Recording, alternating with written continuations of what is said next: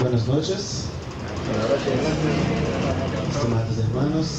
Es un gran placer para mí estar aquí esta noche y compartir con ustedes un poco de los conocimientos médico-espíritas, en particular las reflexiones de la cura y de la autocura bajo la óptica de la inmortalidad del alma, del espiritismo. Quiero rogar a Dios que pueda ofrecernos sus bendiciones y mantener esta institución, la Escuela Teosófica Luz y Caridad, siempre en activa función de amor y bondad al servicio de Jesús y sus herramientas e instrumentos de bien en la tierra. Bueno, la cura y la autocura son reflexiones de la salud y de la enfermedad bajo la óptica de la inmortalidad del alma. Vamos a empezar haciendo consideraciones respecto a los términos, porque el término salud es uno de los términos que, de tanto ser utilizados, perdieron su sentido original. Hay aquellos que piensan que salud es un cuerpo sin ninguna enfermedad. Hay aquellos que comprenden la salud como sinónimo de felicidad y la felicidad como sinónimo de euforia, de un estado permanente de fuerza, de actividad, de alegría constante que intentan mantener en la intimidad del alma. La salud, según la óptica de la ciencia, es definida por la Organización Mundial de la Salud, que nos dice que salud es un estado dinámico de completo bienestar físico, psíquico y social, y no solo la ausencia de enfermedades. Fíjate que este concepto es del año 1946 y que está en uso desde el 1949, en una época tras Segunda Guerra Mundial, cuando el mundo estaba en un proceso de reconstrucción y que habla de una visión muy integral de la persona, porque no pone la definición de salud solamente en las manifestaciones del cuerpo, con sus enfermedades, sus señales o sus síntomas. No, nos define la salud como un estado de bienestar, que es muy subjetivo, que es del sujeto, es de la persona, es de aquello que vive la experiencia. Y entonces es un gran desafío para nosotros esta definición y esta vivencia, porque a nosotros, profesionales de la salud, no nos fue enseñado un abordaje tan amplio de la experiencia humana. Nosotros tenemos formaciones muy focadas en las experiencias corporales, en las patologías, en aquello que está alterado en el cuerpo, en bien conocer las señales, los síntomas que el cuerpo expresa y comprender, definir un diagnóstico y así un pronóstico de qué pasa con el sujeto a partir de aquello que el cuerpo expresa. Pero las expresiones psicológicas, sociales y también espirituales hacen parte de todas las experiencias de vida y de salud y enfermedad de todo el día, de toda nuestra práctica clínica, y tenemos que pensar bajo este punto de vista, esta definición que todavía es un gran desafío para nosotros. Tenemos prácticas de salud muy especializadas. La biotecnología avanzó mucho y existen hoy muchos aparatos bien estructurados para proponer el diagnóstico profundo de la experiencia fisiológica del cuerpo. Cuanto más nosotros avanzamos o desarrollamos en el sentido del conocimiento técnico, también perdemos un poco del sentido de la experiencia humana, del sentido integral. Así, yo trabajé, por ejemplo, como médico de salud y comunidad en Brasil por 6 años y medio. Y si en ese tiempo, si a mí me gustaría enviar mi paciente para una avaliación especializada de un especialista cualquier, yo podría elegir en una lista cuál especialista me gustaría.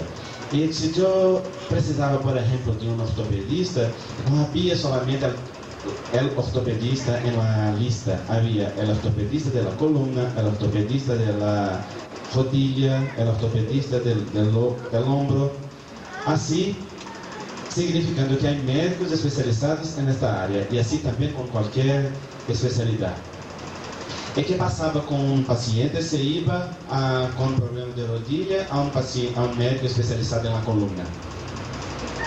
Volvía sin atención adecuada, porque aquel médico tenía conocimientos muy amplios y específicos de la parte, y no de la totalidad, o no se podía dar atención a la totalidad en aquel momento. Así, tal vez aquí también en Guatemala ustedes tengan pasado por la situación de ir a un determinado profesional de salud y compartir alguna queja, algún sufrimiento de cualquier naturaleza, y este profesional decir: no, esto no es conmigo, esto usted va a hablar con su cardiologista, con su psicólogo, con su psiquiatra, ¿no? Es la fragmentación del hombre, transformado en partes, sin la visión de la totalidad. Nosotros, para hablarmos de una salud integral, tenemos que hablar de totalidad, de la experiencia completa del sujeto. Felizmente, hay en la medicina una área que se llama medicina de la persona, que hace un movimiento de restauración de esta visión integral. Para esta visión de la medicina de la persona, no interesa solamente la patología. La persona no pierde su característica de persona, pero interesa las necesidades de salud, lo que la persona piensa a su respecto, o que siente, o que desea, cómo interpreta su experiencia, con todas las características que hacen parte de la experiencia integral, bajo una definición como esta, que es una definición de bienestar completo, un bienestar también dinámico, porque cambia a todo momento. Cuando hablamos de la visión espírita, estamos hablando también de una visión de integralidad del alma o de la persona. Hay muchas definiciones de salud en el movimiento espírita. Traemos hoy una propuesta por el Espíritu Emmanuel en el libro El Consolador, en la cuestión 95, que dice que la salud es la perfecta armonía del alma. Mira qué interesante esta definición. Emmanuel también no pone la atención para la salud en el cuerpo y en las manifestaciones del cuerpo, sino en el alma. ¿Y qué es el alma? El alma es un concepto filosófico de variadas definiciones. Allan Kardec se ocupó de esta definición en la introducción del libro de los espíritus, y allá él nos informa que el alma es el espíritu que está en la materia, o el espíritu que está encarnado. ¿Y qué es el espíritu? El espíritu es el principio inteligente del universo, que espera la inteligencia suprema, que es Dios, causa primera de todas las cosas. El espíritu es esencia, que se utiliza de la materia en el proceso de desarrollo y crecimiento espiritual. Para comprendermos esta visión, tenemos que revisar algunos conceptos básicos de la doctrina espírita.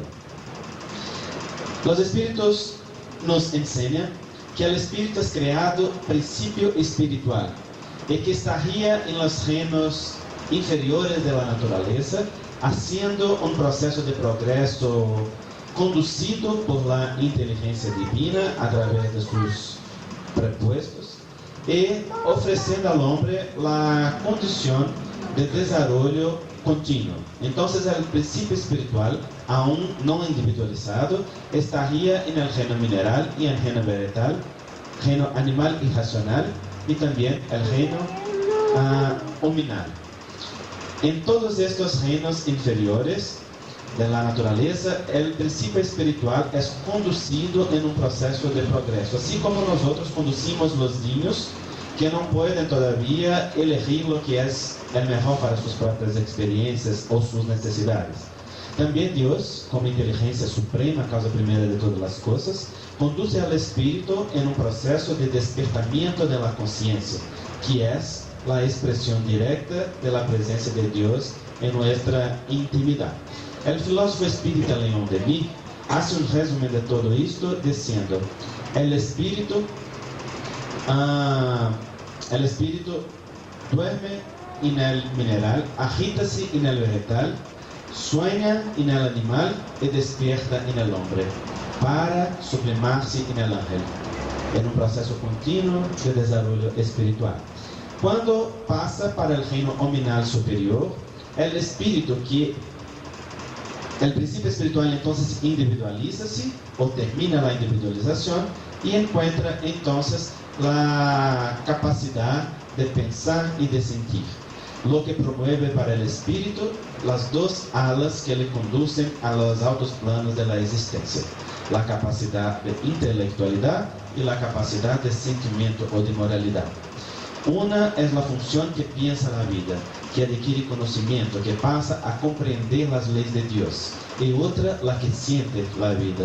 Son instancias diferentes, como dos árboles de un mismo terreno, como dos estructuras que están enraizadas en una misma estructura común, de la cual se nutren y que se comunican continuamente, porque el pensamiento genera el sentimiento y el sentimiento genera el pensamiento, en un continuo que hace con que la evolución intelectual también ayude a la evolución moral, y la evolución moral también ayuda a la evolución intelectual, aunque el espíritu pueda evolucionar mucho más en un de estos dos campos de experiencia, y por veces se perder en la experiencia, por ejemplo, intelectual, desarrollando el orgullo que está desconectado del corazón. Pero para que llegue a los altos planos de la vida espiritual, tiene que desarrollar los dos: la intelectualidad y también la moralidad. Bueno, este proceso se da a través de un fenómeno que nosotros llamamos de encarnación. La encarnación, cuando se repite, se llama reencarnación. Entonces, es el fenómeno del espíritu revestirse de materia y volver a la materia tantas veces cuantas sean necesarias para construir el progreso y las experiencias de vida. Podemos comparar el espíritu a una semilla. La semilla trae en sí misma la genética del árbol que le dio origen. Pero para que venga a ser lo que debe ser, la semilla tiene que ser revestida de materia o de tierra, en la cual se nutre del agua y también de los nutrientes necesarios para el proceso de desarrollo. Tan pronto reciba los nutrientes y el agua necesaria, activa su genética natural en la intimidad de sí misma y poco a poco se desarrolla hasta adquirir el blanco de su naturaleza. También el hombre o el espíritu, como una semilla divina, una crisálida divina, trae en su intimidad la genética de la fuente que le dio origen, en este caso Dios, que es la fuente de inteligencia y de sabiduría, también de amor primero, de la cual todos nosotros fuimos creados. Pero para que el espíritu venga a ser lo que debe ser, revístese de materia tantas veces cuantas sean necesarias para recibir de la experiencia material la nutrición adecuada para el proceso de desarrollo. ¿Cuál es el proceso de desarrollo del espíritu?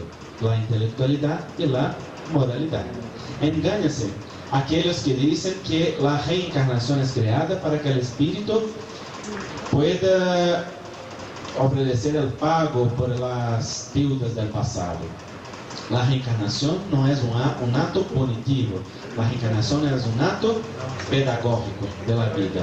Podemos también compararla a las escuelas. En nuestras escuelas de la tierra, de la educación formal de la tierra, uno tiene la oportunidad de adquirir conocimiento específico en una determinada área, pero después de un tiempo de aprendizaje, ¿qué pasa? El estudiante es sometido a una prueba o a un examen, que es una oportunidad de comprobar el conocimiento adquirido. El examen no tiene el objetivo de hacer con que el estudiante sufra, sino hacerlo progredir, porque a través de la comprobación de adquisición del conocimiento, él capacita-se a un nuevo nivel de aprendizaje en el conocimiento y específicos. Y el conocimiento de la fase anterior es la base para la construcción de un nuevo conocimiento en la fase que continúa. También, pero si el estudiante no comprueba que adquirió conocimiento específico en una determinada área, ¿qué pasa? Repite todo el proceso y tiene que empezar nuevamente hasta que adquiera el conocimiento específico adecuado y entonces pueda se candidatar a una nueva progresión. También con el espíritu pasa el mismo.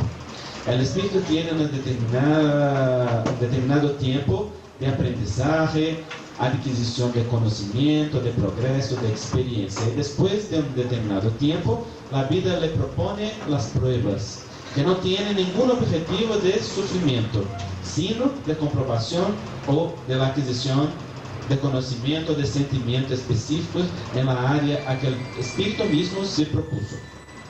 Pero si el espíritu comprueba la adquisición de conocimiento, se pasa por las pruebas naturales, se candidata a un otro nivel. Pero si no lo hace, tiene que recomenzar, empezar nuevamente el ciclo.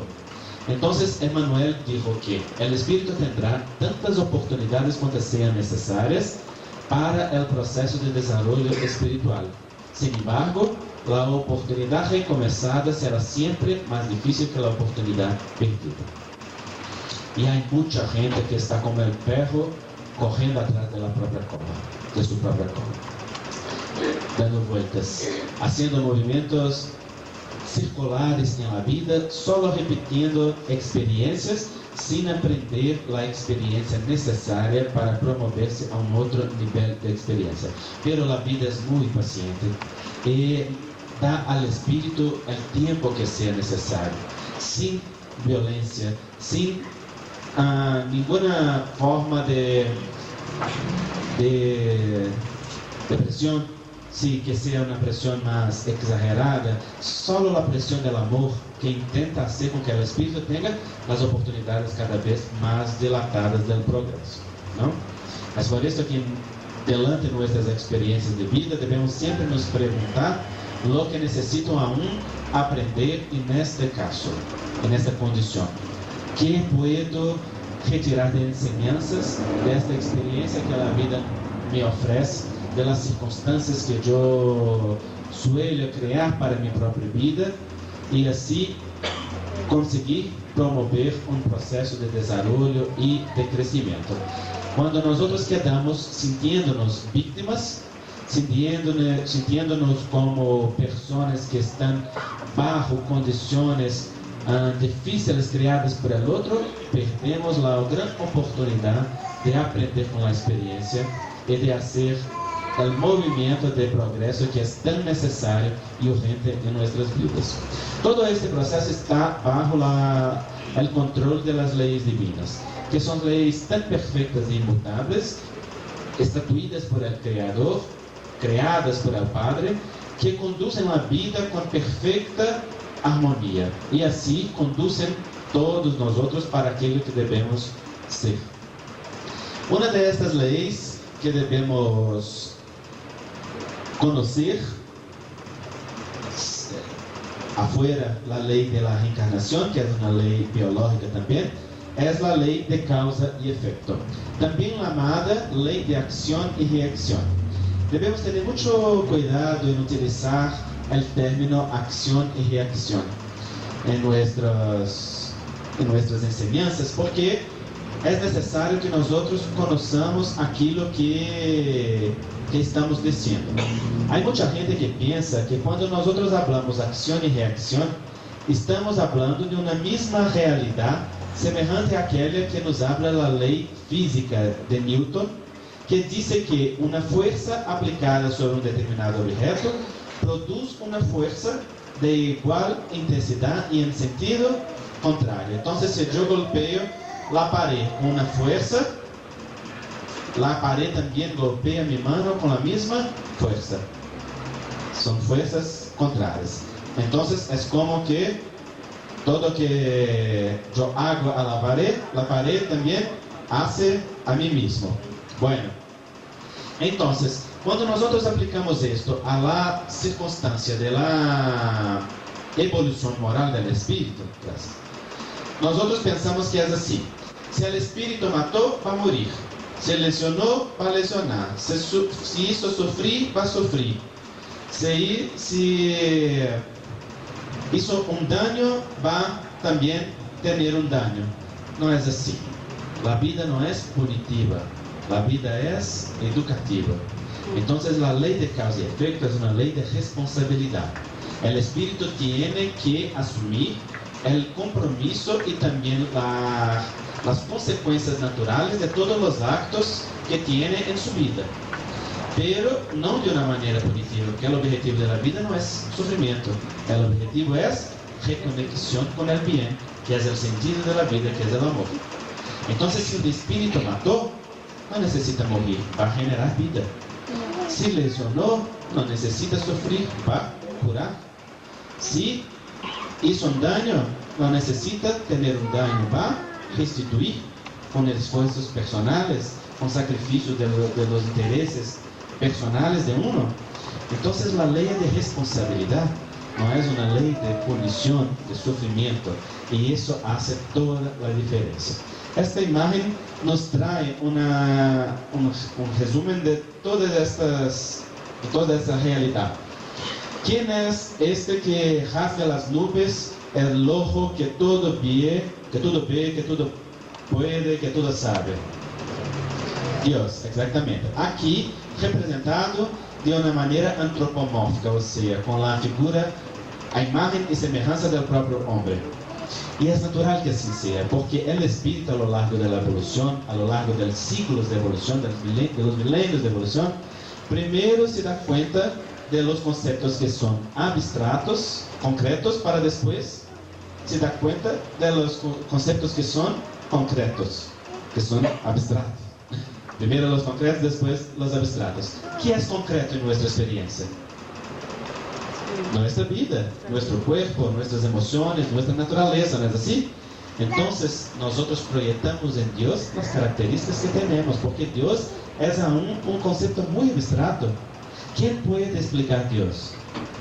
Nosotros podemos sentirlo, podemos saber algunas de sus características, las condiciones para que sea Dios, único, perfecto, inmutable, soberanamente justo y bueno, características de Dios. Pero ¿cuál es su naturaleza? La naturaleza de uno que jamás fue creado, jamás tendrá fin. De uno que no es hombre, que no tiene ninguna característica material ni humana. Nosotros no sabemos.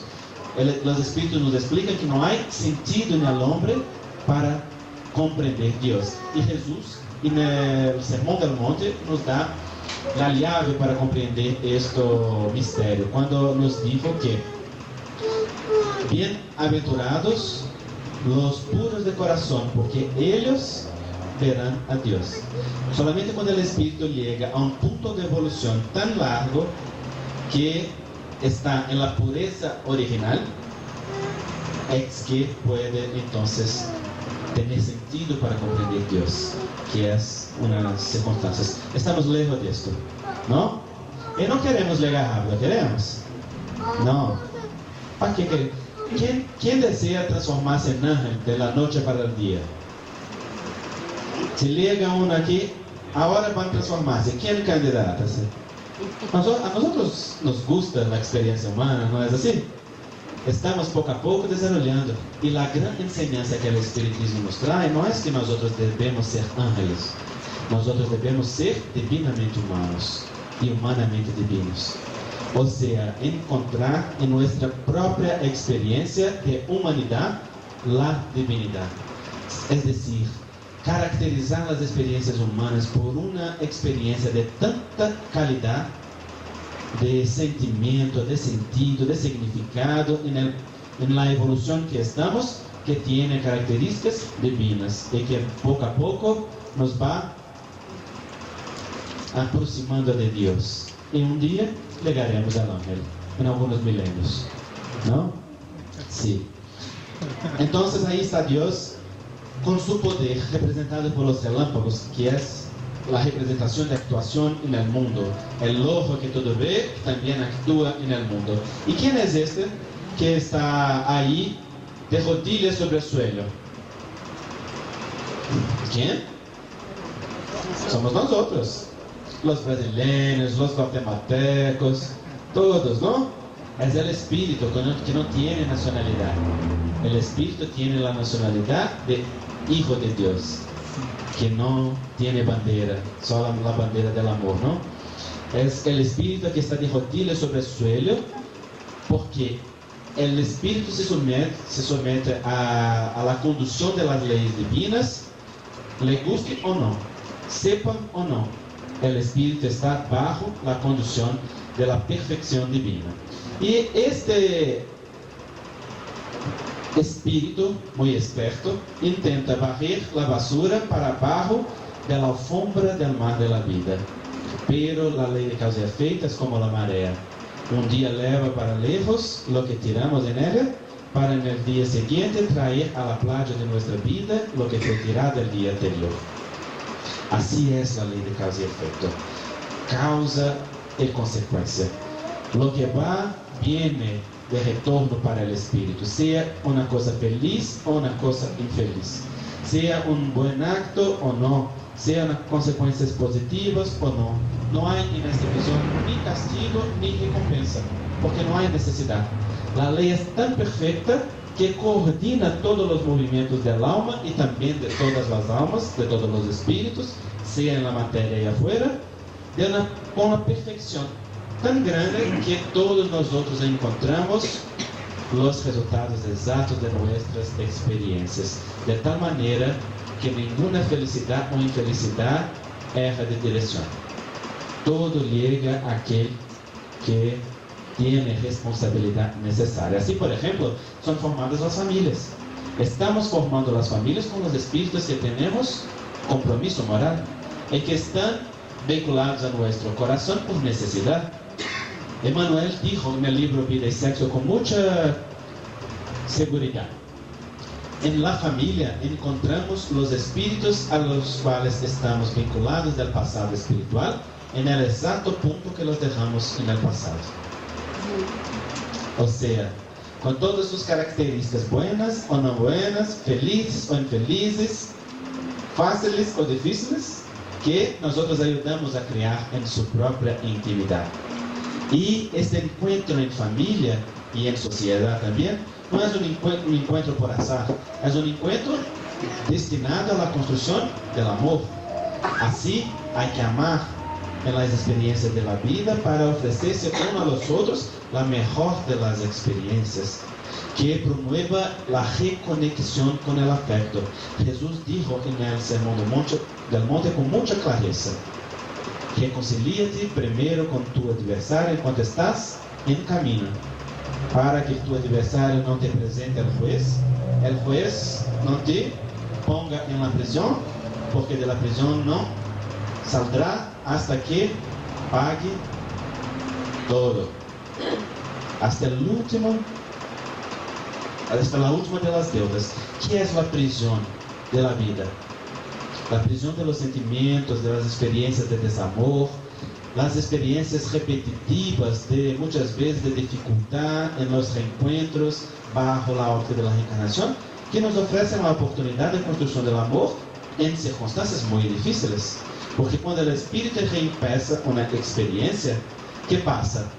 No solamente recomienza algo, pero también a este nuevo comienzo se suman la vergüenza, la culpa, el desánimo, los traumas, el miedo, tantas otras condiciones y circunstancias que le acrescentan en la experiencia, haciéndola un poco más difícil que la experiencia anterior.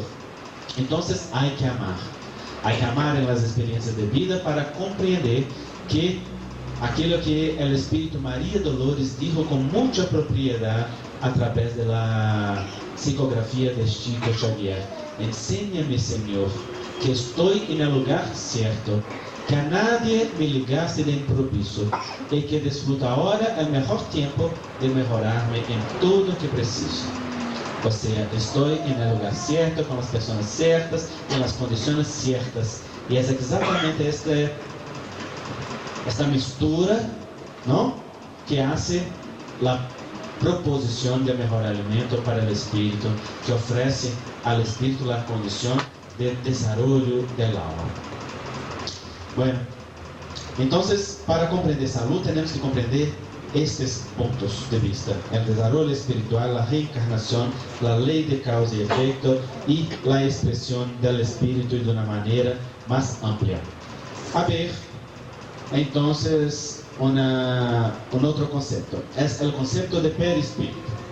Perispíritu fue una palabra creada por Allan Kardec para designar el conjunto de cuerpos que envuelven el espíritu. El espíritu en sí mismo es esencia, principio inteligente, entonces no es materia, pero se utiliza de la materia en el proceso de desarrollo, ya decimos. Pero la materia no existe solamente en una dimensión. La materia existe en varias dimensiones que están unas vinculadas a las otras. Así, nosotros necesitamos no solo de un cuerpo que nos ofrece la capacidad de expresión en esta dimensión en que nos encontramos, como también de cuerpos que nos permitan la expresión en otros niveles de vida. El espíritu tiene muchos cuerpos. Los orientales estudian siete cuerpos. Nosotros en el espiritismo estudiamos 3, que vamos a hablar aquí. Allan Kardec trató de la palabra el perispíritu como un conjunto. E nós outros aqui vamos oferecer uma visão de cada cuerpo que compõe o perispírito. São eles o doble etérico, o cuerpo astral e o cuerpo mental. O doble etérico, que é o primeiro, está diretamente vinculado ao cuerpo físico. É o cuerpo de vitalidade. É necessário saber que todos esses corpos não estão assim, um atrás do outro, como nós pensamos nesta imagem. Eles estão um dentro do outro, vinculados moléculas a moléculas, sem solução de continuidade, ou seja, sem nenhum eco entre eles. Há contínuo energético que faz a comunicação de um para outro. Todos estão no mesmo espaço, no mesmo lugar, pero em diferentes espaços.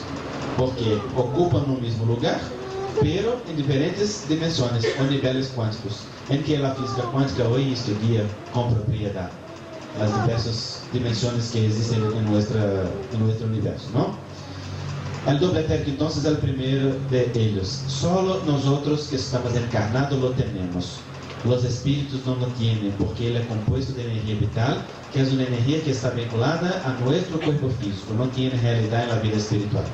Así, el espíritu cuando se muere, el resto de este cuerpo es decompuesto en la naturaleza o muchas veces vampirizado por espíritus que tienen sintonía o afinidad con uno que sea mucho materializado, en vibraciones más imperializadas de la vida. Este cuerpo funciona como una protección natural, es como un campo de fuerza que promueve la condición de protección natural para nuestro contacto con el plano astral o el mundo espiritual. Para que haya, por ejemplo, la mediunidad o haya el trance mediúnico, este cuerpo tiene que desplazarse pelo menos 35 grados, permitiendo que los chakras o los órganos energéticos de los cuerpos astrales hagan una comunicación más estreita con el cuerpo físico, promoviendo también una posibilidad de aprofundización en el trance mediúnico, ¿no? Este cuerpo puede ser destruido por el uso de drogas, de alcohol, en el exceso, por el abuso de las energías, como por ejemplo el abuso de la energía vital en el sexo, o por ejemplo la gula, que también promueve una actividad metabólica muy intensa del cuerpo. Todos estos pueden promover lesiones en este cuerpo. Lesiones estas que pueden ser sanadas a través del pase magnético cuando son muy chiquitas, pero cuando son muy largas, no. Solamente la reencarnación puede ofrecer un nuevo cuerpo vital íntegro, según nos habla el espíritu del médico espiritual Joseph Kleber. Bueno, este cuerpo está directamente vinculado al sistema inmunológico del cuerpo físico, al sistema nervioso y también al sistema endócrino. El funcionamiento de las glándulas, produciendo las hormonas, o de los neurotransmisores, o también del ejército del cuerpo, que son los anticuerpos que actúan en el sistema inmunológico, así como todas las sustancias que producen, están directamente vinculados al funcionamiento íntegro de este cuerpo, en el cual se encuentran los chakras, que son órganos energéticos que se vinculan al cuerpo físico. Los chakras están tanto en el globo etérico cuanto en el cuerpo astral. Son los dos. Tienen dos niveles de expresión. El cuerpo que está acima es el cuerpo astral, el cuerpo de los espíritus que están afuera de la materia. En este cuerpo astral se expresa el pensamiento de una forma directa, el pensamiento que viene del cuerpo mental, que está arriba. El cuerpo astral es expansible, luminoso, puede cambiar de forma, de contenido, de sustancias. Todos nosotros tenemos el mismo cuerpo físico, pero no tenemos el mismo cuerpo astral. ¿Por qué? Porque el cuerpo astral es un cuerpo formado por las sustancias del globo que están presentes en la atmósfera del globo en que nosotros estemos. Bueno, Allan Kardec explica en el capítulo 14 del libro La Génesis que el espíritu, como un reactor químico, atrae de la atmósfera del globo las sustancias más o menos puras de acuerdo con su vibración. Uno que tenga una vibración más elevada, un espíritu que manifieste su pensamiento en sintonía con el bien, un corazón en sintonía con el bien permanente, exprime su pensamiento, su sentimiento a través de ondas ultracortas, como explica André Luiz. Esta calidad de vibración atrae de la naturaleza del globo, de la atmósfera del globo, las moléculas que están más puras, en sintonía con esta calidad de vibración, y las aglomera en el cuerpo espiritual. Entonces, un espíritu que tenga una vibración de esta calidad va a tener un cuerpo astral más leve, más sutil, más expansible, luminoso, que se puede cambiar de forma y de contenido con más facilidad. Y a un espíritu que tenga una vibración más material, más tierra, o sea, que su sentimiento y su pensamiento estén más conectados con las cosas materiales y no con las cosas espirituales, expresa este pensamiento a través de ondas longas que atrae de la naturaleza del globo las moléculas que están en resonancia o en conformidad con esta naturaleza, y así va a tener un cuerpo espiritual que sea compatible con esta vibración que expresa. Este cuerpo espiritual va a ser menos expansible, menos luminoso, menos transformable, o sea, no se puede cambiar con tanta facilidad, con tanta fuerza, ¿no? Tal vez por esto, este sea uno de los motivos que Jesús ha dicho que para que nosotros podamos participar del banquete de nupcias, de bodas, hay que estar utilizando el traje nupcial. O sea, hay que estar en sintonía con la fiesta.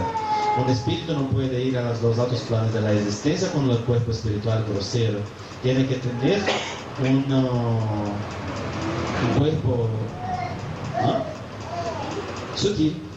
Hay que tener un cuerpo espiritual sutil, más leve, más diáfano, que le permita la capacidad de metabolizar las energías y el contenido que están en las regiones espirituales de la vida. Las circunstancias que nos pasan no son bendiciones gratuitas de Dios, son conquistas naturales que nosotros vamos haciendo y que vamos actuando en la vida por resonancia de nuestra intimidad, activando posibilidades y circunstancias. Arriba del cuerpo, pero este cuerpo astral, él tiene las mismas células del cuerpo físico, tiene los mismos órganos, del cuerpo físico y un funcionamiento también de la misma manera. Así, cuando uno llegue al plano espiritual, va a tener las funciones fisiológicas que tiene acá también. ¿Cuál es la diferencia principal? André Luiz dijo que es en el sistema digestivo y en el sistema reproductivo, porque la absorción y nutrición en el más allá es distinta de aquella que tenemos acá. Y también la reproducción no hay. Así, el espíritu tiene distintas formas de expresión de la energía sexual. Los órganos son distintos, según André Luiz nos dice. Bueno, arriba del cuerpo astral tenemos el cuerpo mental. Y aquí vamos a empezar a combinar todos estos conceptos para comprender la salud bajo la óptica de la inmortalidad del alma. El pensamiento viene de la mente. Para la medicina espírita o para el espiritismo, el pensamiento no es un producto de los neurotransmisores cerebrales. Nuestro cerebro físico es solamente el aparato físico que se utiliza de aquellas ondas mentales que vienen del más profundo, que es el cuerpo mental. Semejante a una computadora. La computadora, para que funcione, hay que tener los aparatos físicos que son necesarios para la computadora, pero no bastan los aparatos. Hay que tener también ¿o qué? Los softwares o los programas que hacen con que el aparato físico funcione. Nuestro cerebro es el aparato. Las ondas mentales que vienen del cuerpo mental son los programas que hacen funcionar el cerebro físico. Y actúan en nuestro cuerpo a través de dos puntos específicos. Primero, a través de la glándula pineal, que es una glándula que está en el medio de nuestro cerebro físico. Es una glándula de mucha poca repercusión para la medicina terrena. Ella produce una hormona que se llama melatonina, que tiene funciones de control del ciclo circadiano, que es el ciclo de luz, oscuridad, noche, día. También es la hormona que despierta la sexualidad en el adolescente. También está implicada en algunas enfermedades, como por ejemplo la depresión, la esquizofrenia y otras, según las investigaciones más modernas. Pero para nosotros, médicos espíritas o espirituales, esta glándula tiene una función fundamental. Es la glándula de la vida mental, la glándula de la mediunidad, la glándula que hace una función de medium entre dos planos. Es como un portal por el cual la onda mental viene a la superficie más intensamente, atingiendo las partes específicas del cerebro físico y teniendo sus funciones. Pero Emmanuel y André Luiz también nos enseñan que las vibraciones del pensamiento percorren todos los cuerpos espirituales, generando corrientes de fuerzas que actúan en el nivel subatómico del cuerpo físico. Vamos a comprender esto. Nuestro cuerpo físico es formado por células. Las células son los ladrillos del cuerpo, que funcionan como la unidad básica que construye la estructura que es nuestro organismo. Pero las células, por su vez, son formadas por sustancias, y las sustancias por átomos, y los átomos por partículas subatómicas que están a su alrededor.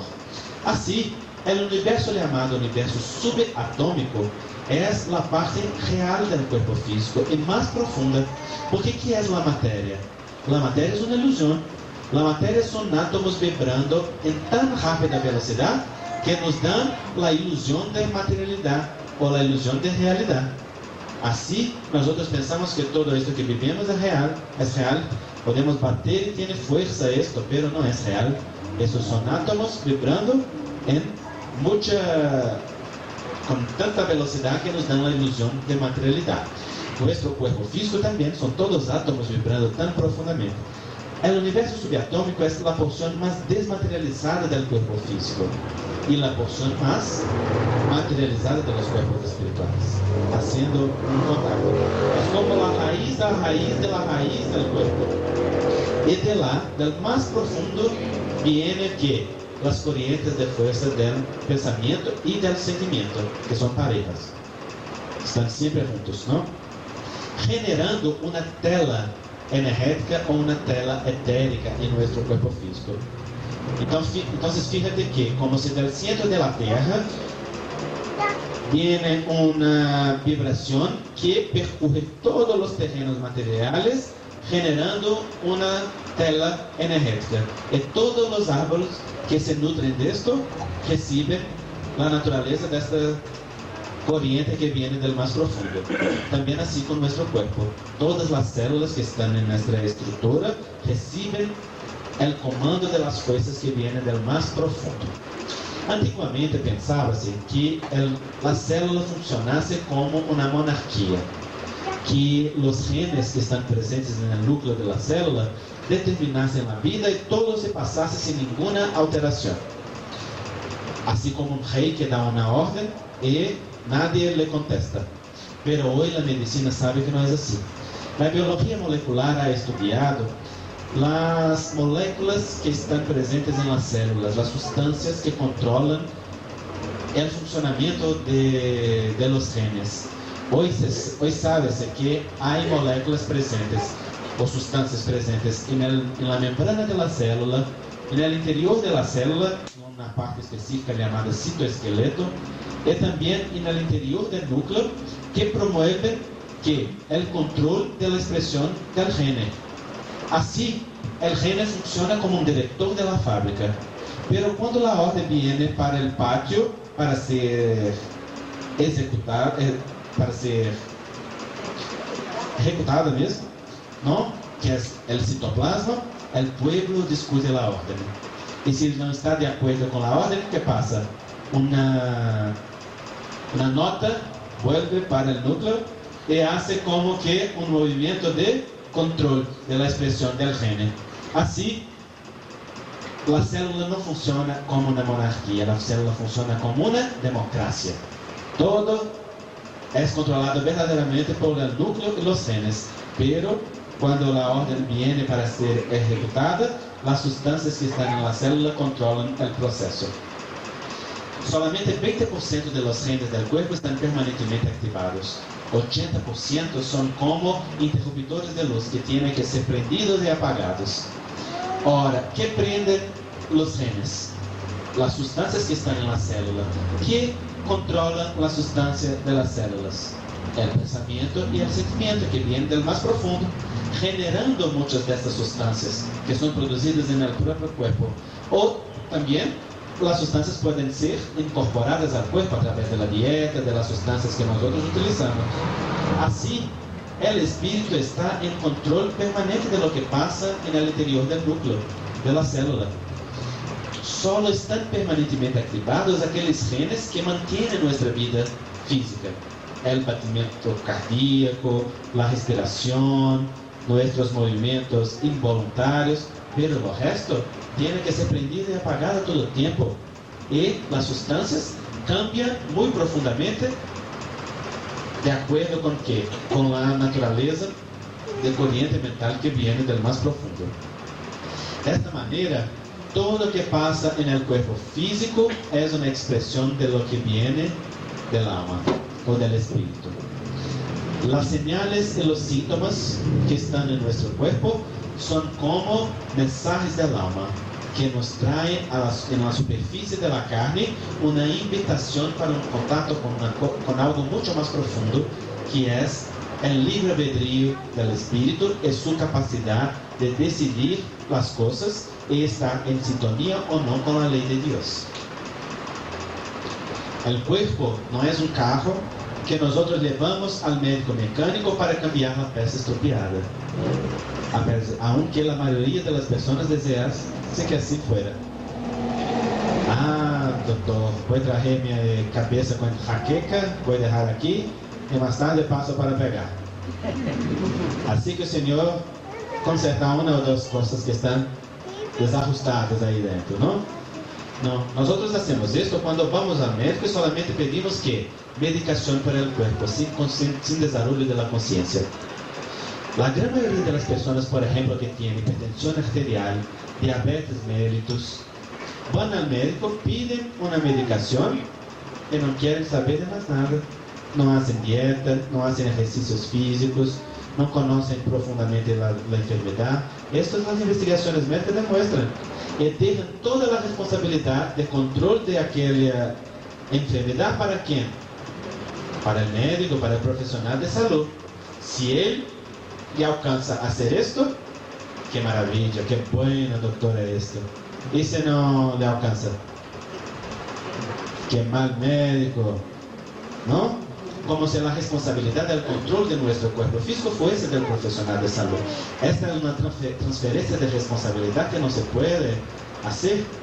Todos nosotros somos responsables por nuestra intimidad y por nuestra vida, y hay que tener conciencia de la señal que el cuerpo físico nos trae en la superficie de la carne. Son como burbujas que vienen de la profundidad del agua y que alcanzan la superficie del agua, ofreciéndonos una señal que hay movimiento y hay vida abajo y que tiene que ser comprendida. Entonces suele decir que el cuerpo no es un carro, el cuerpo es una tele que demuestra en señales y síntomas la historia de nuestra vida. Y hay que oírle el mensaje, hay que conocer la invitación que el cuerpo nos trae a través de sus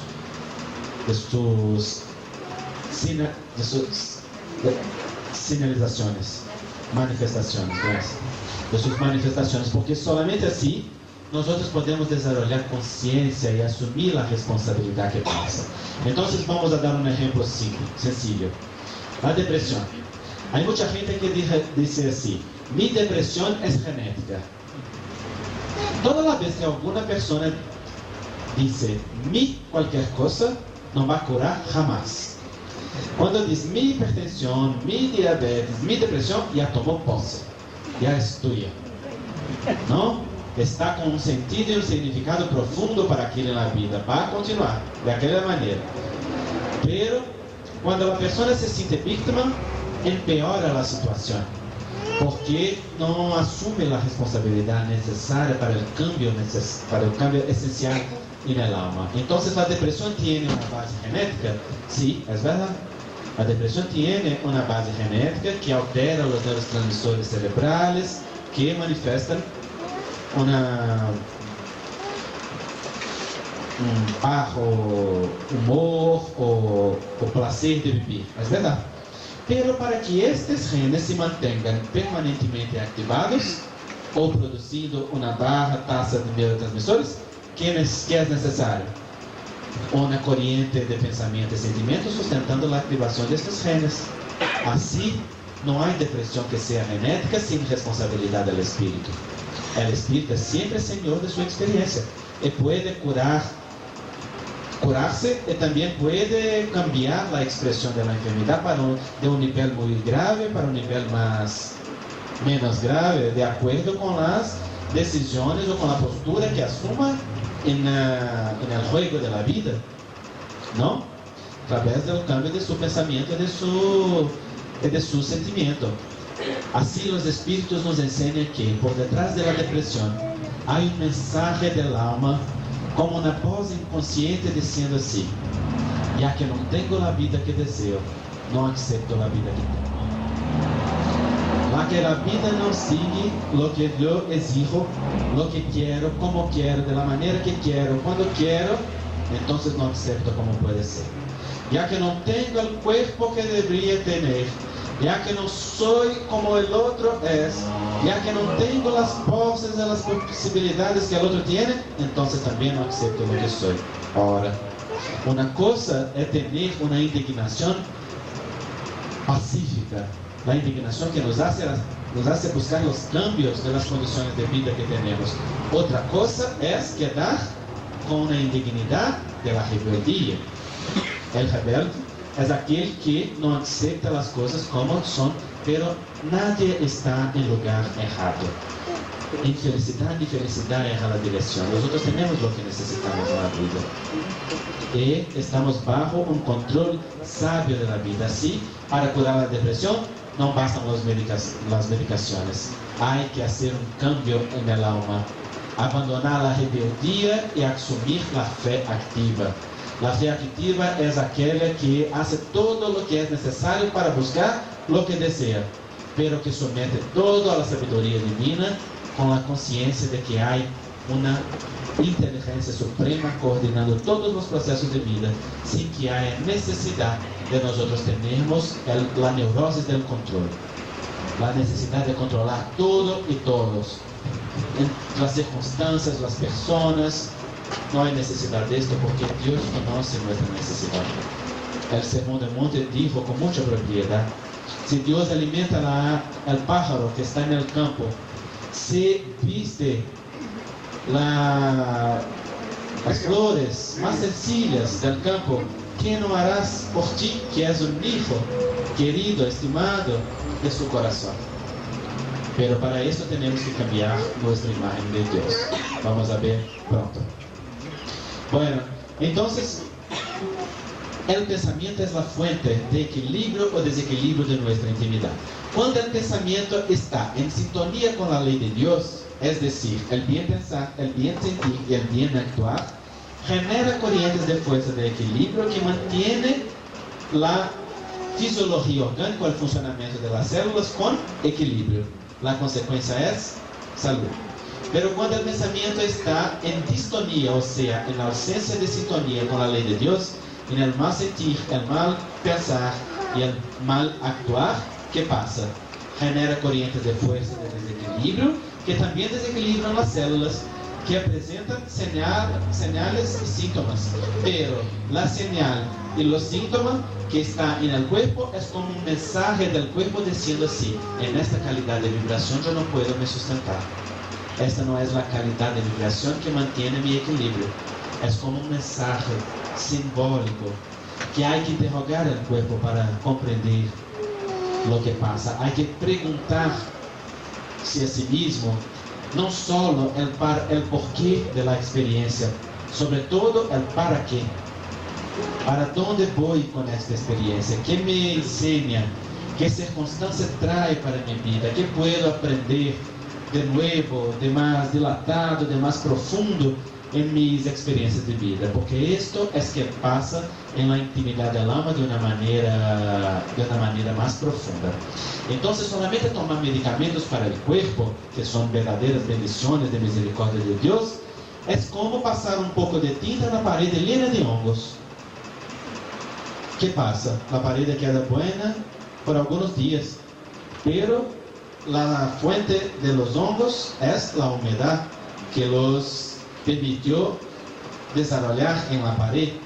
Hay que tratar la pared porque la pared es digna de ser tratada, pero hay que curar la infiltración, que es la fuente de la humedad. Así también hay que utilizar las medicaciones, las cirugías, todos los tratamientos, mismo los fluidoterápicos y espirituales, que cambian la manifestación del cuerpo, ofreciéndonos alivio, ofreciéndonos misericordia y sustentación para la vida física. Sobre todo, hay que ir en la dirección del espíritu, cambiando los patrones de pensamiento y de sentimiento, reconectando el alma al Creador, estableciendo un otro nivel de vivencia del amor para que la infiltración moral, que es la fuente de la corriente mental que desorganizó el cuerpo, pueda curarse y así la cura ser definitiva y no solamente pasajera. Modificar solamente la señal y los síntomas del cuerpo es solamente modificar la expresión de este cuerpo perfecto que nosotros tenemos. Pelear con las señales y los síntomas de nuestra intimidad es como pelear con la tele debido a los programas que ellas transmiten. La tele no es responsable por el programa. La tele es solamente un instrumento de manifestación de los programas que viene de dónde? Que viene del espíritu, ¿no? Que viene del programa, que viene del más profundo. Pelear con las señales, los síntomas es pelear con el programa. La tele no es responsable por el programa. La responsabilidad del programa es del programador. Así también, la responsabilidad de la señal de los síntomas no es del cuerpo, es del espíritu, que es fuente de estructura y de sustentación para el cuerpo. El libre albedrío que fue ofrecido al hombre es un libre albedrío muy amplio, es una libertad muy amplia, pero debemos comprender que libertad es esta. Podemos comparar la libertad a algunas cosas. Hay aquella libertad que es semejante a del caballo, que por tener una montaría muy estrecha y apretada, se eleva, levando a suelo el, ¿cómo se llama lo que queda arriba del caballo? Jinete, gracias.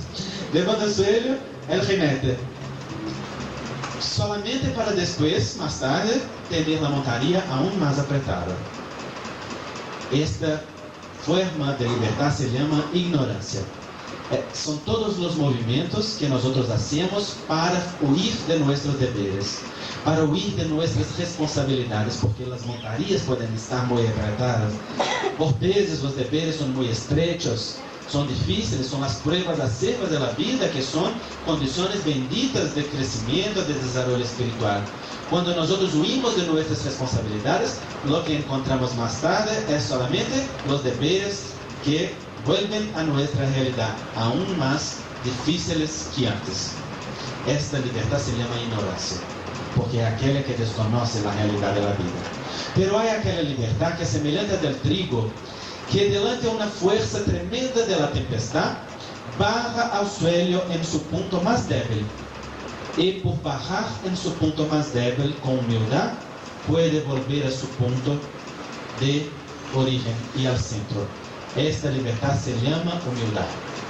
Es el reconocimiento de que somos seres de luz y de sombras, de tinieblas, que tenemos belleza y que tenemos cosas aún no resueltas en la intimidad del alma que necesitan. Y así, con el reconocimiento de nuestra debilidad, podemos también honrar las fuerzas grandiosas de la vida, reconociendo nuestra necesidad de ayuda y de amparo constante.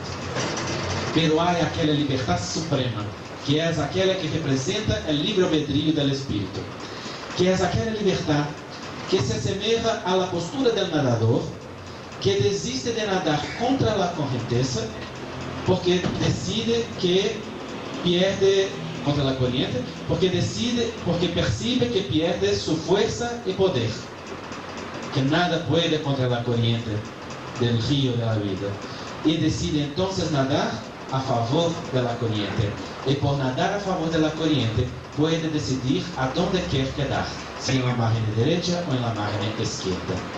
Esta es la libertad de la criatura, no de actuar contra la ley de Dios, la corriente, pero de fluir conforme la ley de Dios, y dentro de la ley de Dios elegir lo que es mejor para sí, si la margen derecha o izquierda, es decir, una u otra calidad de experiencia. El espíritu tiene la libertad de, en sintonía con el amor, decidir qué camino, qué velocidad, qué ritmo desea imprimir a su desarrollo personal, pero no puede decidir el destino. El destino ya está trazado por la naturaleza misma de su realidad divina, es la integración con el amor de Dios. El espíritu camina desde la contracción en Dios hacia la expansión consciente en Dios, y este destino le está trazado desde siempre. Para esto caminamos, pero nosotros podemos decidir qué camino queremos hacer.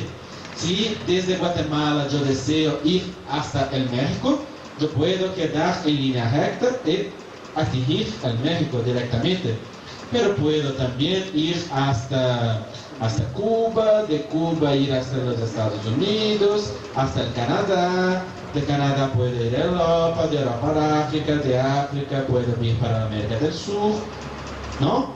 Y subir hasta llegar a México no puedo. Llego de la misma forma, pero con qué desgaste, con cuál tiempo, con cuánto esfuerzo. No podemos elegir el destino, pero podemos elegir el camino. Y Bezerra de Menezes sintetiza todo esto diciendo: el espíritu camina en dirección a su creador, y su marcha puede ser rápida o lenta, alegre o triste, con vergüenza o con gloria, de acuerdo con su libre albedrío, con que le use bien o mal. Esto es la libertad. Así, cuando nosotros estamos en pos de nuestro libre albedrío, podemos decidir la calidad de nuestro pensamiento y de nuestro sentimiento.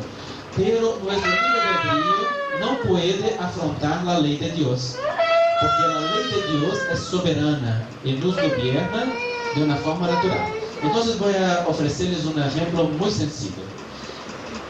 Imagínate que yo sea tan rebelde que yo decida que no voy más a respirar. Estoy contra el oxígeno desde ahora. ¿Puedo hacer eso? ¿No puedo? ¿Sí o no? Sí, puedo. Y el rebelde puede todo, ¿no? Puedo. Entonces, respiro profundamente y no respiro más. ¿Por cuánto tiempo? Algunos segundos, ¿no? ¿Cómo no? Porque después de algunos segundos las tasas de gases en la sangre van a bajar a tal punto que una señal va a ser enviada a la parte del sistema del cerebro reptiliano, el cerebro primitivo del hombre que controla la vida automática vegetativa, y entonces el cuerpo va a intentar una respiración porque tiene que mantener las tasas de gases controladas en la sangre, porque es eso que mantiene la sustentación de las células físicas, del metabolismo del cuerpo. Pero yo puedo empezar a tener aquella sensación aquella voluntad de respirar. ¿Cómo se llama? Sí, puedo empezar a ahogar, ¿no? Que es un sufrimiento, ¿no? Pero yo puedo quedar sin respirar. No puedo. Puedo, soy rebelde. El rebelde puede todo. Y así estoy sufriendo, pero no respiro. Y después de algún tiempo, ¿qué va a pasar? Voy a desmayar antes de morir, ¿no?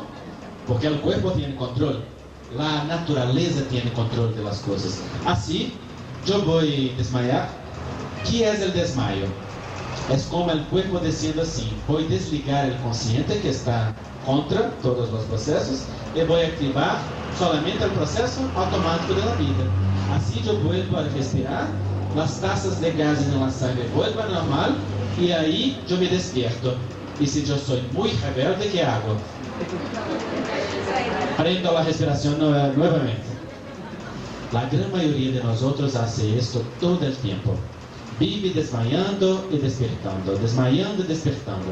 Porque el oxígeno de nuestras almas, el oxígeno de nuestra naturaleza espiritual es el amor. La presencia de este sentimiento profundo que nos sustenta en nuestras vibraciones más profundas de la vida espiritual. Pero nosotros tantas veces elegimos otras prioridades. La voz, el poder. Pedimos a la vida las cosas que no se deben ofrecer a nosotros. Pedimos aquello que va a ser nuestro punto de caída espiritual. Y quedamos insistiendo con la vida para tener placer por todo costo, para tener propiedades, para tener fuerzas, para tener autoridad, para tener orgullo. Y así nos alejamos del amor real. Es necesario comprender que aquello que está contra el amor no es el odio. Lo que se opone al amor es el poder. El odio está en la misma línea del amor, pero adoecido, enfermo. Ya el poder es aquello que se opone al amor, porque el único poder real de la criatura es el poder afectivo, de actuar en la vida contagiando al otro a través del afecto que puede ofrecer. Este poder que nosotros deseamos, el poder de control, de mando, de comando, los cargos y todas las situaciones que nos hacen ser importantes para el mundo, son circunstancias que se alejan del amor y que mantienen el alma sin el oxígeno esencial que mantiene el placer de vivir, el ánimo, que es la presencia del ánima, que es el alma, y también las fuerzas más profundas de nuestra intimidad. Así, cuando mantenemos el oxígeno para el alma, ¿qué pasa con nuestra vida emocional y con nuestra vida espiritual? Se enferma. Y las vibraciones enfermas de nuestra realidad espiritual se transmiten al cuerpo generando señales y síntomas que transmiten la orden que viene del más profundo o el mensaje que viene del Espíritu con su utilización de su libre albedrío. Hay, por tanto, que oír el mensaje del cuerpo y hacer un movimiento de reencuentro con el Creador, reconexión con el Padre que está en nuestra propia realidad, en nuestra naturaleza más profunda y más íntima, para que podamos respirar el amor que mantiene nuestra vida. Hay que amar en la medida de cada posibilidad. El amor de la simplicidad, de la humildad, de la entrega en la fe, de la comprensión que todos nosotros somos herramientas de Dios en la vida, que podemos ser dignos representantes del Padre en el sector que el Padre nos llamó a trabajar para nuestro mejoramiento y también de nuestros hermanos con los cuales tenemos compromisos morales que vienen de un pasado espiritual muy amplio que debemos conocer. Con estas enseñanzas podemos comprender lo que dijo el Espíritu Emmanuel. Salud es la perfecta armonía del alma. Porque ¿qué es el alma entonces en esta visión? El espíritu con sus cuerpos espirituales en el cuerpo físico. Si el espíritu con sus cuerpos espirituales está en equilibrio, ¿qué pasa con el cuerpo físico? Está en equilibrio. Pero si no está, el cuerpo también no está. Y el cuerpo y los cuerpos espirituales pueden funcionar como verdadeiras grabadoras de nuestro pasado y de las consecuencias de nuestra realidad, transmitiendo de uno para otra encarnación las consecuencias naturales de aquilo que nosotros hicimos por nosotros mismos y por las otras personas, ¿no? El Espíritu Lorenzo Prado dijo: salud es el pensamiento en armonía con la ley de Dios. Enfermedad es el proceso de rectificarlo. ¿Rectificarlo quién? El pensamiento, corrigiendo errores y abusos perpetrados por nosotros mismos ayer o hoy ante ella. ¿Ella quién? La ley de Dios. O sea, salud, el pensamiento y armonía de Dios. Bien pensar, bien sentir, bien actuar. Enfermedad, movimiento de rectificar los errores y abusos que hicimos ayer o hoy ante la ley divina. O sea, el mal pensar, el mal sentir y el mal actuar.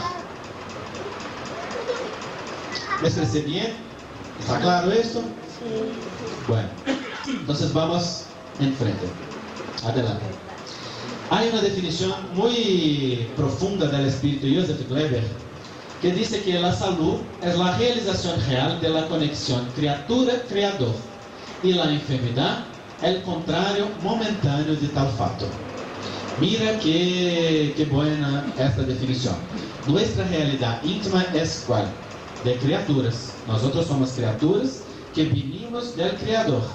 Salud es la criatura en conexión con el Creador, o la criatura en conexión con el amor, con el bien, que son manifestaciones directas del Padre. ¿Y qué es la enfermedad? El contrario momentáneo. ¿Por qué momentáneo? Porque el espíritu que está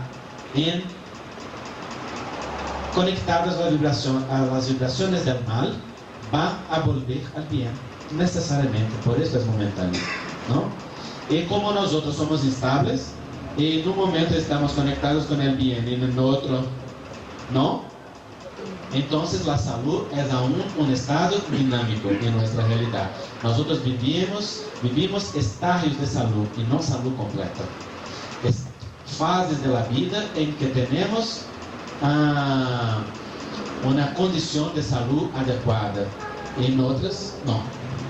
Bueno, para comprender esto, nosotros tenemos que pensar en nuestra relación con el Padre o nuestra relación con el Creador, porque esto es un gran problema en nuestra sociedad.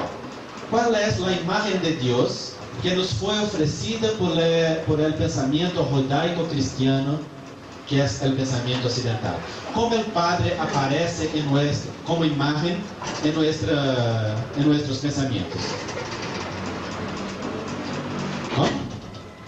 Como un anciano. Entonces un hombre, ¿no? ¿No puede ser una mujer? ¿No? Tiene que ser un hombre. Sí, la imagen que nos fue ofrecida es de un hombre. Y yo les voy a explicar que hay un sentido para cada símbolo. Es un anciano que tiene una barba blanca. ¿Y qué más? Una cabellera larga también, ¿no? ¿No puede ser pelado? ¿No? ¿Por qué no? Yo pienso que puede. Mi Dios puede ser pelado. Bueno, tiene una barba blanca y una cabellera blanca también. ¿Es gordito o flaco? Gordito. ¿Su Dios es flaquito así? No, claro que es gordito. Sí. Y hay un sentido para todo esto. La imagen que nos fue ofrecida. Dios es hombre, ¿por qué? Porque el hombre, el masculino, representa poder, intervención de poder en la vida. Porque es anciano y tiene la barba y la cabellera blanca. Porque es una representación de sabiduría, vivencia, conocimiento, tiempo, ¿no? ¿Y por qué es gordito? Porque es una representación de abundancia y también de salud. Aunque la obesidad sea un problema de salud pública, la idea de salud está vinculada a la obesidad. Todas las madres, las abuelas procuran a los médicos para decir: ah, doctor, este niño come, ¿no? Engorda. Porque para las madres y las abuelas, niño saludable es un niño gordito, ¿no? Sí. Entonces tenemos una imagen relacionada, vinculada a salud, que viene de la cantidad de grasa en el cuerpo, ¿no? Así Dios es también gordito. ¿Y cómo este Dios se comporta? ¿Cómo es el comportamiento de este Dios? Bueno, amoroso, compasivo, perdona, misericordioso, ¿no es? Sí, ese es un lado de la historia. ¿Y otro? Es vingativo, cruel, ¿no? Punitivo. No, esa es la imagen que nos fue ofrecida.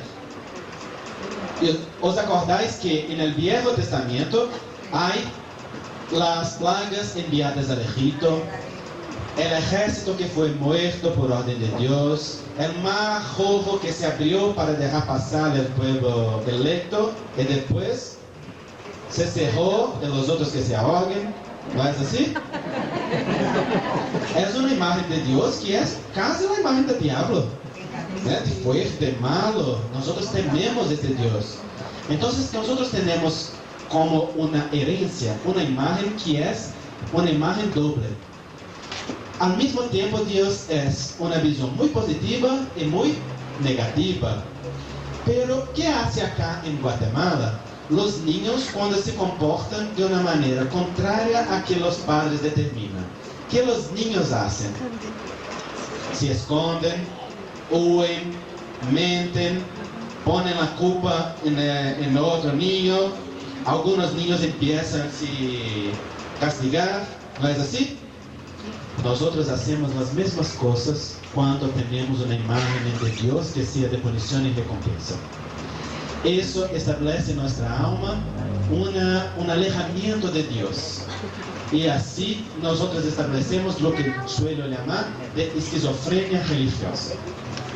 La esquizofrenia es una enfermedad psiquiátrica en que uno tiene un pie en la realidad y otro en las alucinaciones y en los delirios, que son alteraciones de la realidad.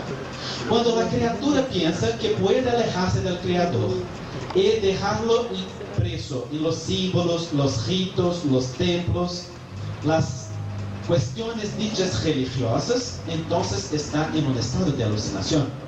Cuando nosotros pensamos que nuestro compromiso con Dios o con la religiosidad es solamente de frecuentar un templo, de ir visitarlo una o dos veces por semana, hacer caridad una o otra vez, todo está listo, entonces estamos delante del estado de esquizofrenia religiosa. Porque vamos a dejar Dios en los símbolos y en nuestra vida cotidiana, rutinaria, ¿qué pasa? No queremos Él ni cerquita de nosotros, ni de aquellos que amamos, porque si no, su mano pesada va a caer sobre nuestra cabeza, a no ser que nosotros necesitemos de Él. Y ahí y amámosle. Deseámosle como un mayordomo, no como un padre. Como aquel que nos puede ofrecer lo que deseamos cuando deseamos, de la forma que deseamos. Y desde que nos ofrezca lo que exigimos, entonces se puede ir. No queda junto de nosotros. El espiritismo tiene una visión muy distinta de esta. Nos presenta un Dios que es amor incondicional, que no tiene ninguna condición para que la criatura sea digna y amada. La criatura está bajo la misericordia de Dios 24 horas por día. Dios no es un hombre que tiene emociones y por lo tanto no puede ser afectado por nuestras condiciones que son humanas. Ese es Dios, ¿no? No puede ser afectado por nuestras condiciones humanas. Dios no se afecta jamás. Y si no se afecta jamás, no necesita perdonar, porque no queda resentido. Solo necesita perdonar que se resente de cualquier cosa. Dios jamás está resentido, entonces no tiene que perdonar. Nosotros es que tenemos que perdonarnos unos a los otros y también a nosotros mismos por el desrespeto a la presencia divina en nuestra realidad y en la realidad del otro, ¿no? Pero Dios en una presencia de amor constante, de infinito amor que está en nuestra naturaleza, está dentro de nosotros mismos. Pero para que podamos sentir ese infinito amor de Dios, nosotros tenemos que establecer una sintonía con Él. Y tenemos que retirarlo de los símbolos religiosos, de las condiciones en que nosotros lo ponemos, para traerlo para una experiencia personal, como dicen nuestros hermanos protestantes, con tanta propiedad. Tenemos que tener una experiencia personal con Dios, una experiencia que es de la vida interior, una fe de entrega activa, para que nosotros podamos entender cómo es la manifestación de Dios en nuestra vida. El Espíritu Díaz da Cruz dijo que la misericordia de Dios es como un río que fluye continuamente, pero del río de la misericordia divina uno se sirve de acuerdo con la taza que lleve para se servir. Y la taza son nuestras creencias, nuestro sentimiento de merecimiento o no.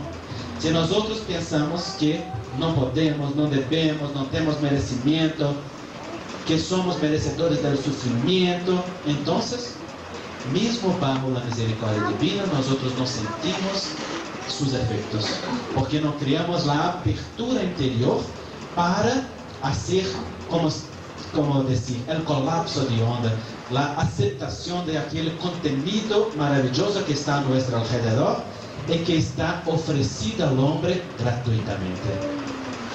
Díaz da Cruz dijo que nosotros tenemos que hacer un cambio de nuestras creencias y cambiar también nuestra creencia en Dios para este Dios de amor incondicional.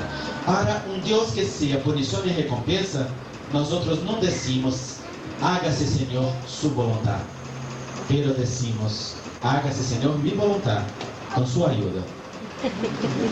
Pero cuando Dios es amor incondicional, sí, para este nosotros podemos decir, hágase Señor su voluntad. Cuando tenemos una visión dicotómica de Dios, punición y recompensa, ¿qué pensamos que son las enfermedades? Castigos.